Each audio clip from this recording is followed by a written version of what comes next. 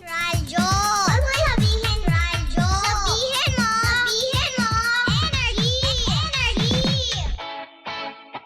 Sa mundo ng pag-ibig, minsan masaya. Oh my gosh! Tinignan ako ni Crush! Paano? May muta ka oh. Mukhang delikado na naman. Minsan masakit. Grabe yun. Hanggang ngayon, nagre-relapse pa rin ako. Ito'y lilisan na. Minsan, sinson. Aruy! Saklap! Pero dito sa Energy Love Lines, hindi ka nag-iisa. Yes! Like you and me against the world! Go, go, go, Pangga! Di man araw-araw na nakangiti. Dito, ang kwento mo, pakikinggan. Tanong mo, sasagutin. At puso mo, tutulungan naming gumaan. Kasama ang Energy Love Lines. Kung saan may makikinig at may mag-a-advise. Energy Love Lines. Sa 106.7 Energy FM. Kahit minsan, supply. Palagi. Sheena! Hello! Good afternoon mga Pangga. Maganda ba ang afternoon mo talaga? Or napipilitan ka na lang? Aray. Bakit naman? Chin up daw.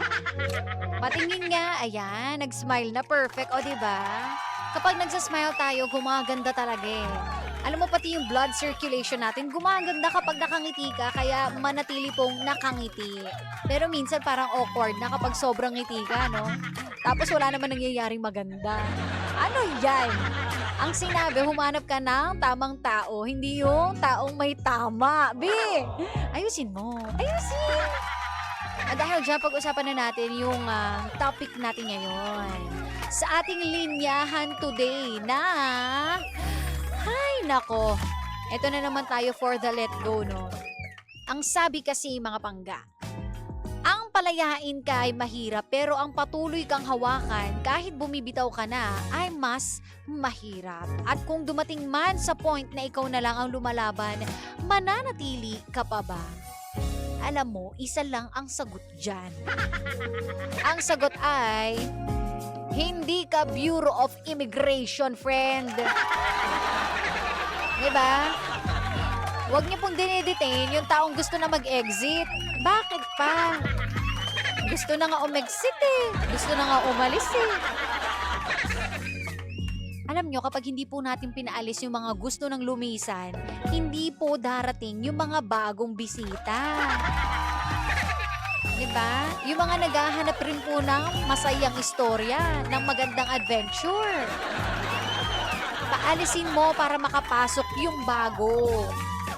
Malay mo sa pagpasok ng bago, Pangga, iyan pala yung mag-iiwan sa'yo ng forever.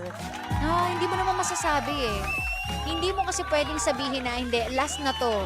Siya na talaga yun eh. Siya na yung nakakakilala sa akin, kabisado namin ng isa't isa. Perfect na kaming dalawa. So kapag nawala pa siya, wala na. Hindi ko na kaya magmahal uli. Huwag mong isara. Buksan mo at papasukin ako. Di ba sabi? So, hayaan lang natin mga Pangga. Ganun lang talaga, no? Kailangan matutunan natin yung salitang acceptance, changes. Yan. Yan lang po yung permanente sa mundo, no? Nagbabago at nagbabago ang lahat. Minsan nga yung kahit na napakasaya ng taong kausap mo, no? Sa isang idla, pwedeng paggising yan, hindi ka na mahal. And wala tayong magagawa kung hindi tanggapin yun. Kasi kapag pinagpilitan mo pa yung sarili mo, ano mangyayari? Wala din, B. Darating sa point na mandidiri na nga yan sa'yo eh. Ganong level na ibablock niya na lahat. Gusto mo pa man dumating dun. Siyempre ayaw natin, Pangga. Gusto natin yung graceful exit. No? Ayaw po natin yung nagkakaroon ng stampede. Gusto natin yung professional lang. Yung makukuha ka sa madaling usap. Ganun lang, Pangga, no? And sayang naman po yung skincare natin. Ang mamahal ng skincare natin, tapos gabi-gabi kang umiiyak. Mare, hindi ka mag-i-invest sa mahal na skincare, tapos sasayangin mo lang. So cheer up. Ihanda mo lang lahat, Pangga, ng kailangan mo, no? Tapos, sabihin mo lang, sorry, this is it, pansit. O kung yan ang gusto mo, kung gusto mong umalis, o di sige, sa panahon ngayon, wala na. Kapag sinabi mong aalis ka, iahatid pa kita. Ganun na. Baka i-book pa kita talaga. Anong gusto mo? Mag-angkas ka na para mas mabilis. Diba? Kasi kapag mag-spend pa tayo ng ilang linggo, ilang buwan, ilang oras, ano ba? Ano ba gusto mo? Eto, kung sinabi mo 1 plus 1 equals 11, o di sige, dyan ka masaya eh. No? Kapag sinabi mong nakakalipad ang elepante, o di sige, pagbigyan. Ayoko na mag-isip. Isipin na lang natin sarili natin and yung mga taong talagang nagmamahal sa atin no matter what, no? Kaysa mag-isip pa tayo at mag-dwell pa tayo sa mga taong ganyan. Kasi magiging negative lang po. Hindi magiging masaya ang agos ng buhay kapag pinagsisiksikan natin ang sarili natin. Okay? Mapasa kahit anong aspeto ng buhay, huwag mong ipagsiksikan ang sarili mo. And always, respect, Pangga. Irespeto mo yung tao. Kung anong nararamdaman niya, kung ano yung gusto niya, irespeto mo. Siya yun eh. Huwag mong isipin na dahil sa akin kaya ganyan. Dahil, mari hindi ikaw ang center ng gravity. Diba? Hindi ikaw ang sentro ng universe. Hindi rin ikaw ang laging topic. Huwag mong isipin. Hindi sa'yo umiikot ang mundo. Okay? Hindi ikaw ang laging main character. Masyado ka minsan. Huwag mag-overthink, okay? Hayaan mo, siya yun. May pinagdadaanan siya, may problema siya, kung ano man, siya yun. Hindi yun dahil sa'yo, okay? Yan. Hinga na. Punas na ng luha. Dahil dyan, maraming salamat sa lahat ng mga sumagot ngayon. Thank you so much. And, eto na, panahon na nga para ikaw naman ay bumoto. Meron ka bang favorite song? Kung gusto mo yan mag number 1, i-text mo na yan. 0945-367-8792 kay Baby Toby. Sa Monday yon ha. Huwag kayo malito. Tapos mamaya, alam nyo na, FRC naman. Mag-enjoy ka. Sa Facebook ha, don't forget Pangga, like, follow, and share po Sheena1067 and Energy FM 1067. And like na rin nyo ha. Follow din sa TikTok and saan pa ba? Sa Facebook, Instagram, yan. Yun lang naman. Dahil dyan, magdaldalan pa tayo online. Kita-kits Pangga. For now, mag-enjoy ka muna sa ating tugtugan. Dito lang yan sa number 106.7 Energy FM Pangga. Huwag mong sabihin radyo, sabihin mo Energy. Bye!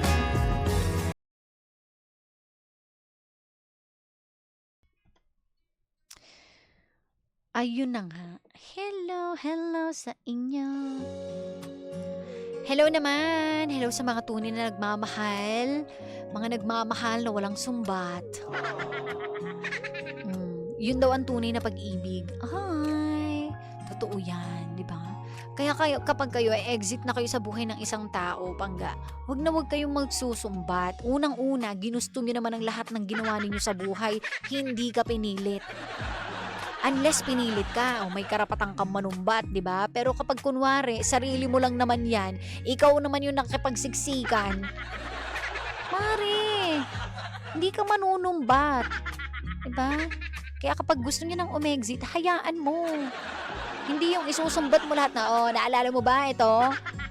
Ako ba bumili ng ganyan mo?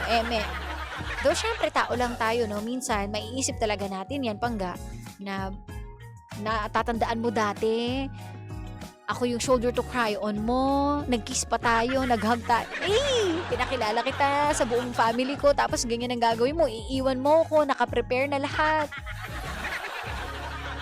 Ay, ano yun? Ay, anong gusto mo isagot niya? O sige, total, ikaw naman, utang na loob ko sa yung lahat, sige, pakasal na lang tayo, ganon. Di ba syempre hindi mo gagawin yun. Kasi kung talagang tunay yung pagmamahal mo, minahal mo siya dahil mahal mo lang siya, hindi dahil sa mga panunumbat na ginawa mo sa kanya, di ba? Kaya ako mga Pangga, ha? Sana, wag tayong masyadong nega. And isipin nyo rin, ano ba yung mga nagawa mo din, no? Ano ba yung mga problema niya sa'yo? Ikaw ba alam mo?